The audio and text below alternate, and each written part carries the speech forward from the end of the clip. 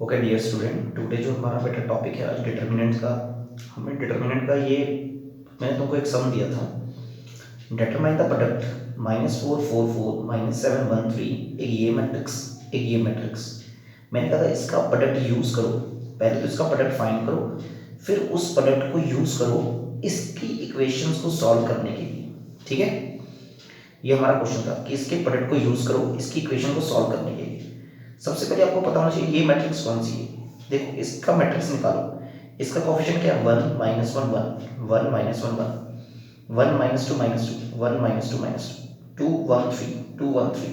मतलब बेटा ये ए मैट्रिक्स है।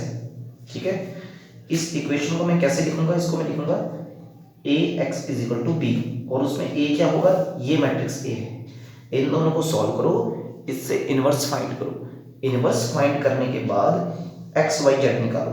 ठीक है, कैसे, इन दोनों को सॉल्व करता हूँ, इन दोनों का प्रोडक्ट लेंगे क्योंकि ये बोल रहा है ये सी है ये ए है, इन दोनों का प्रोडक्ट यूज करो। इन दोनों का प्रोडक्ट आप यूज करोगे तो इन दोनों का प्रोडक्ट कुछ ऐसे निकलेगा, इन दोनों को सॉल्व करोगे इतनी इतनी इतनी वैल्यू सी है, इन दोनों का प्रोडक्ट निकलेगा आपका ये 800080008। 8 को कॉमन निकाल लो, आपकी ये वैल्यू आ जाएगी, और इस वैल्यू को आप जानते क्या है, ये आइडेंटिटी मैट्रिक्स है जिसकी 3 रो है 3 कॉलम है, तो ये वैल्यू आ जाएगी सी इक्वल 8I3। ठीक है, यहाँ से निकाल लो आप ए की वैल्यू निकाल लो। जब एक आपकी वैल्यू की सी ए इज इक्वल टू 1/8, इतनी वैल्यू आ गई। I3 यहीं पे रखो, ए को I3 के नीचे ले लो। जब I3 के नीचे ए जाएगा, I3 की वैल्यू 1 होती है, जब ए जाएगा तो ऊपर कितनी वैल्यू आएगी, ए इनवर्स, तो ए I3 के नीचे गया, ए इनवर्स वैल्यू आ गई C/8, मतलब आपका ए इनवर्स आ गया। इन दोनों मैट्रिक्स का प्रोडक्ट निकाल के आपका ए इनवर्स आ गया। ए इनवर्स की वैल्यू होती है 1/8, सी की वैल्यू पुट कर दो, ये आपका ए इनवर्स आ गया। ठीक है, अब आप क्या करोगे, अब आपको पता है यार x माइनस वाई प्लस, मैंने इसकी इक्वेशन निकालनी है, मैंने एक्स वाई जेड निकालने हैं, तो इस मैट्रिक्स को मैं इस फॉर्म में लिखूंगा a x equal to B की फॉर्म में। तो x कितना होगा, x होगा तुम्हारा ए इनवर्स बी। ठीक है, x होगा तुम्हारा A inverse B. A inverse तो आपने निकाल ही लिया है। ठीक है, ए इनवर्स आपने निकाल लिया है, ये अर्जॉइंट ओवर मोड ए का यूज करके नहीं निकाला, सीधा निकाल लिया आपने। ए इनवर्स कितना आया आपका जो ए इनवर्स पीछे निकाला वो वैल्यू यहाँ पे पुट कर दो, तो उसकी वैल्यू इतनी है, b की वैल्यू इतनी है, दोनों को मल्टीप्लाई करो, आपकी वैल्यू आएगी 3 -2 -1, और इसको सॉल्व करके आपकी वैल्यू कितनी आएगी, एक्स वाई जेड की वैल्यू आएगी x3y -2 z -1। ये तो आप कर सकते हो, आसान है। कई बार स्टेटमेंट वाले सम भी आ जाते हैं, जैसे ये एक स्टेटमेंट वाला सम है, कह रहा amount of 5000 is put into 3 investment. कोई 5000 की अमाउंट है, उसके 3 हिस्से करिए। ठीक है, तीनों हिस्सों पे कितनी इंटरेस्ट मिल रहा है, 6%, 7%, 8% पर एनम। तो टोटल अमाउंट ऑफ इनकम जो इंटरेस्ट इन तीनों से मिलके आ रहा है उसकी वैल्यू कितनी है, 358। If the combined income first two investment is 70 more than the income of third, find the amount of each investment by matrix method. मतलब क्या है, इसमें हम देखेंगे कि आपके पास 5000 ये है। ठीक है, 5000 टोटल इन्वेस्टमेंट है, टोटल पैसे आपने उसको 3 हिस्से में डिवाइड कर दिया, एक्स वाई जेड। ठीक है, एक्स वाई जेड 3 हिस्से में डिवाइड कर दिया। एक्स पे आपको परसेंटेज मिल रही है 6%, वाई पे आपको मिल रही है 7% इंटरेस्ट, जेड पे मिल रहा है आपको 8% इंटरेस्ट। जितना इंटरेस्ट इन तीनों को आया, तीनों को ऐड किया, उसकी वैल्यू कितनी आ रही है, 358। वैल्यू कितनी आ रही है, 358। मतलब जो x का 6% होगा, 6% of x, 7% of y, 8% of z किसकी इक्वल होगा, 358 की इक्वल होगा। ठीक है, आगे चलते हैं। Let x y z be the investment part at the rate 6%, 7%, 8%। या टोटल इन्वेस्टमेंट कितनी है, 5000 आपको पता है, और ये किसके इक्वल है, x plus y plus z के इक्वल है, ये टोटल इन्वेस्टमेंट। फर्स्ट इन्वेस्टमेंट जो एक्स है उसमें कितने इंटरेस्ट है, 6x/100 इंटरेस्ट। ठीक है, क्योंकि उस पर इंटरेस्ट कितना है, 6% ऑफ एक्स, तो 6% एक्स का कितना होगा, 6/100।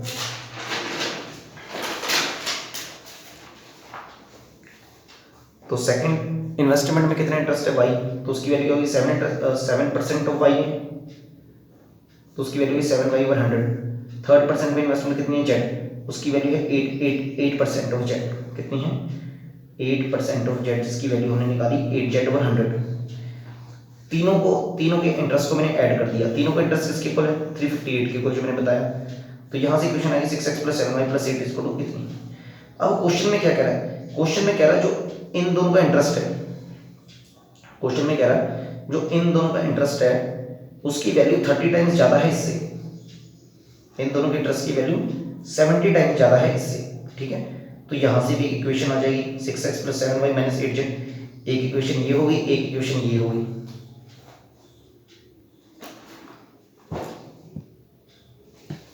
मतलब 3 इक्वेशन आ गई आपके पास, फर्स्ट सेकंड थर्ड। इन तीनों में सेम जैसे आप सॉल्व करते हो, ax = b लगा दो, a इनवर्स निकाल लो, ठीक है। इस तरह से a इनवर्स तो आपको निकालना आता ही है। a इनवर्स निकालने के बाद वहाँ से x की वैल्यू निकाल दो, x = a inverse b, multiply कर दो, आपकी x y z इंस्टॉलमेंट आ जाएगी 1000, 2200, 1800। तो इस तरह से आ सकती है, ठीक है। आगे चलते हैं, आगे है आपकी होमोजेनस इक्वेशन निकालनी। होमोजेनस इक्वेशन क्या होती है, होमोजेनस इक्वेशन वो इक्वेशन होती है जिसमें ax = 0 के इक्वल होता है। हमको पता है ax किसके इक्वल होता है, b के इक्वल होता है, ठीक है। हमको इक्वेशन पता है भाई ax की वैल्यू b के इक्वल होती है। अगर b 0 के इक्वल चला जाए, ऐसे चला जाए, तो ऐसी इक्वेशन को होमोजेनस इक्वेशन कहते हैं, ठीक है। तो होमोजेनस इक्वेशन में मान लो when determinant does not equal to 0, अगर डिटरमिनेंट a के 0 के इक्वल नहीं जाता, तो अगर किसी मैट्रिक्स का डिटरमिनेंट 0 के इक्वल नहीं जाता, वो कौन सी मैट्रिक्स होती है, नॉन सिंगुलर मैट्रिक्स होती है। तो अगर वो नॉन सिंगुलर मैट्रिक्स होगी तो उसका इन्वर्स क्या करेगा, एग्जिस्ट करेगा।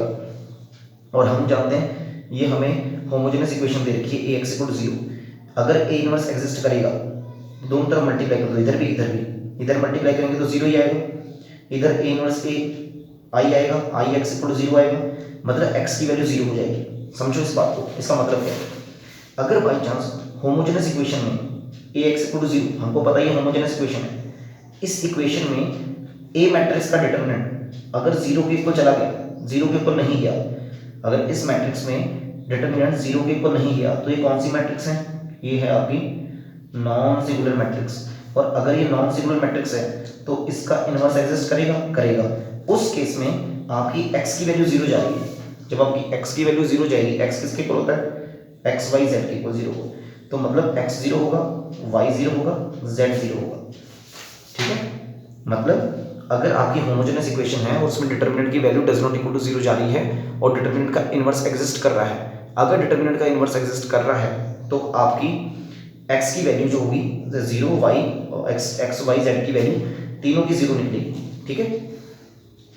एक तो ये केस है। दूसरा केस है अगर होमोजेनस इक्वेशन में डिटरमिनेंट 0 के इक्वल चला जाता है, अगर होमोजेनस इक्वेशन में डिटरमिनेंट 0 के इक्वल चला जाता है तो ऐसी मैट्रिक्स को क्या कहते हैं, सिंगुलर मैट्रिक्स कहते हैं।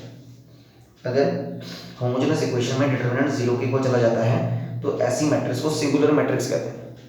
अगर होमोजेनस इक्वेशन में डिटरमिनेंट आपका 0 के इक्वल चला जाता है तो ऐसी मैट्रिक्स को सिंगुलर मैट्रिक्स कहते हैं। सिंगुलर मैट्रिक्स वो होती है जिसका इनवर्स एग्जिस्ट नहीं करता। हमको पता है जब डिटरमिनेंट 0 के इक्वल चला जाता है तो सेकंड केस क्या होता है, हम अर्जॉइंट ए और बी फाइंड करते हैं। क्या फाइंड करते हैं, हम अर्जॉइंट ए और बी फाइंड करते हैं। हमको पता है होमोजेनस इक्वेशन में हम अर्जॉइंट ए और बी फाइंड करते हैं, ठीक है।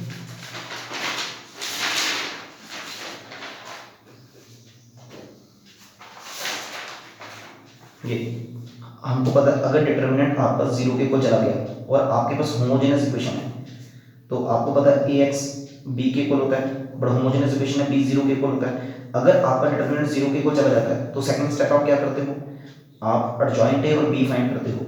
बट हमें पता है अर्जॉइंट a b कितना है, b तो 0 है, b तो 0 है, तो पूरा अर्जॉइंट a b कितना है, 0। अगर आपका डिटरमिनेंट 0 के इक्वल हो, अर्जॉइंट a और उसका मल्टीपल भी 0 के इक्वल हो, तो इक्वेशन क्या होती है, इक्वेशन होती है आपकी कंसिस्टेंट इक्वेशन होती है। और उसके क्या होते हैं, इन्फिनिटी मैनी सॉल्यूशन होते हैं, उसके इन्फिनिटी मैनी सॉल्यूशन होते हैं। और जब उसके इन्फिनिटी मैनी सॉल्यूशन होते हैं तो आप कैसे फाइंड करते हो, वन सॉल्यूशन कैसे फाइंड करते हो।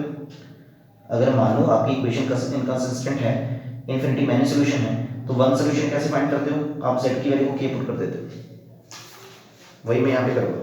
जैसे ही b0 के, ये तो पता अर्जेंट है b0 के इक्वल आया, तो मुझे पता है ये कंसिस्टेंट इक्वेशन है, इसके इन्फिनिटी मैनी सोल्यूशन होंगे, तो हम एक इसके सम करते हैं, फिर देखते हैं कैसे करेंगे। मान लो आपके पास ये इक्वेशन है होमोजेनस, ये आपको दे रखी है इक्वेशन, कह रहा है इसके इक्वेशन, इसके सॉल्व करके दिखाओ इक्वेशन को। इक्वेशन क्या है, 2x + 3y - z = 0, x - y - 2z = 0, 3x + y + 3z = 0। ये तीन इक्वेशन आपको दे रखी है, तीनों के राइट हैंड साइड पे 0 0 लिखा हुआ है। अगर तीनों के राइट हैंड साइड पे 0 0 लिखा है तो आपको पता है यार b तो 0 है, क्योंकि इस इक्वेशन को कैसे रिप्रेजेंट करूंगा मैं, इस इक्वेशन को रिप्रेजेंट करूंगा मैं ax = b, ठीक है, बट b तो 0 है, यहाँ पे राइट हैंड साइड पे सारा 0 0 था। a की वैल्यू इतनी आ जाएगी, x की वैल्यू आपको पता है x y z होती है, b की वैल्यू 0 0 है, तो होमोजेनस इक्वेशन को सॉल्व कैसे करते हैं, पहले हम डिटरमिनेंट फाइंड करते हैं। जब डिटरमिनेंट आपका आ रहा है कितना, डिटरमिनेंट आ रहा है आपका -33, डिटरमिनेंट -33 आ रहा है, मतलब आपका डिटरमिनेंट जो है डज नॉट इक्वल टू 0 आ रहा है। डज नॉट इक्वल टू 0 आने का मतलब उसका इनवर्स एग्जिस्ट करेगा। अगर होमोजेनस इक्वेशन में, अगर होमोजेनस इक्वेशन में ए इनवर्स एग्जिस्ट करेगा, अगर होमोजेनस इक्वेशन में ए इनवर्स एग्जिस्ट करेगा तो क्या होगा, मैंने जो अभी इक्वेशन बताई क्या था, अगर होमोजेनस इक्वेशन में ए इनवर्स एग्जिस्ट करता है तो उसका x भी 0 होता है, y भी 0 होता है, z भी 0 होता है, ठीक है, वही चीज यहाँ पे लगा देनी है। अगर होमोजेनस इक्वेशन में ए इनवर्स डिटरमिनेंट ए जो होता है डज नॉट इक्वल टू 0 होता है, यहाँ पे -33 आ रहा है, डज नॉट इक्वल टू 0, तो इसका इनवर्स एग्जिस्ट करेगा, और जब इसका इनवर्स एग्जिस्ट करेगा तो आपका x0 y0 z0 की इक्वल होगा, ठीक है। आगे चलते हैं, मान लो आपके पास ऐसी इक्वेशन आ गई, x - 2y + z = 0, x + y - z = 0, 3x + 6y - 3z = 0 has a trivial solution है। इसका सॉल्यूशन फाइंड करना है, हमें पता है ax = b के इक्वल को हम ऐसे लिखेंगे, ax = b, ये a है, ये x है, ये b है। आपको पता होमोजेनस इक्वेशन है तो b किसके इक्वल है, 0 0 0, ठीक है, b 0 है तो होमोजेनस इक्वेशन है। तो सबसे पहले हम क्या करेंगे, इसका डिटरमिनेंट फाइंड करेंगे। हमने इसका डिटरमिनेंट फाइंड किया, डिटरमिनेंट फाइंड करके हमारी a की वैल्यू कितनी आ रही है, हमारी डिटरमिनेंट 0 आ रहा है। जैसे ही हमारा डिटरमिनेंट 0 आएगा तो हमें पता है डिटरमिनेंट 0 हो गया, ये सिंगुलर मैट्रिक्स है, इसका इनवर्स एग्जिस्ट नहीं करता। अगर इसका इनवर्स एग्जिस्ट नहीं करता तो हम सेकंड केस क्या करते हैं, और जॉइंट को b से मल्टीप्लाई करते हैं, b की वैल्यू 0 है क्योंकि होमोजेनस इक्वेशन है, तो अब आपका अर्जेंट भी 0 के इक्वल आ गया, आपका अर्जेंट और b का मल्टीपल भी 0 के इक्वल आ गया। अगर ये 0 के इक्वल आता है तो आपको पता लग गया ये कंसिस्टेंट इक्वेशन है, क्योंकि कंसिस्टेंट इक्वेशन दो ऑर्डर को फॉलो करती है। पहला, डिटरमिनेंट 0 के इक्वल आना चाहिए, दूसरा अर्जेंट और b का प्रोडक्ट, अर्जेंट ए और b का प्रोडक्ट भी क्या आना चाहिए, 0 के इक्वल आना चाहिए। अगर ऐसा होता है इक्वेशन आपकी कंसिस्टेंट है, इसके इन्फिनिटी मैनी सोल्यूशन होंगे। तो उनमें से एक सोल्यूशन कैसे फाइंड करते हैं, z की वैल्यू को k पुट कर दो, क्या कर दो, z की वैल्यू को k पुट कर दो, इनमें से z की वैल्यू को k पुट कर दो और इनमें से दो इक्वेशन उठा लो। मैंने ये पहली दो उठा ली और ये रही पहली equation x - 2y + z = 0, x + y - z = 0, इसमें z की वैल्यू मैंने k पुट कर दी। आपकी इक्वेशन आ गई x - 2y + k = 0, x + y - k = 0। तो मेरे पास इक्वेशन आ गई x - 2y - k, x + y = k। ये इक्वेशन आ गई, इसको मैंने अब सॉल्व करना है, ax = b की फॉर्म में। तो a निकाल दो इसका, x आपको पता x y है, b आपका -k है। इसका डिटरमिनेंट निकाल दो, determinant does not equal to 0 आ रहा है, इनवर्स एग्जिस्ट करेगा। इसका अर्जेंट ए निकाल दो, इस मैट्रिक्स का अर्जेंट ए आपको निकालना आता है, कोफैक्टर निकाल के उसका ट्रांसपोज ले लो, ये अर्जेंट ए आ गया। ए इनवर्स कैसे फाइंड होता है, अर्जेंट ए ओवर मोड ए, अर्जेंट ए ओवर मोड ए की वैल्यू इतनी आ गई। इतना आने के बाद आपने क्या करना है, x = a इनवर्स b होता है, a इनवर्स की वैल्यू निकाली है, यहाँ पुट कर दो, b की यहाँ पुट कर दो, तो सॉल्व करके आपकी वैल्यू आएगी k/3, 2k/3, z की वैल्यू तो आपको पता ही है k।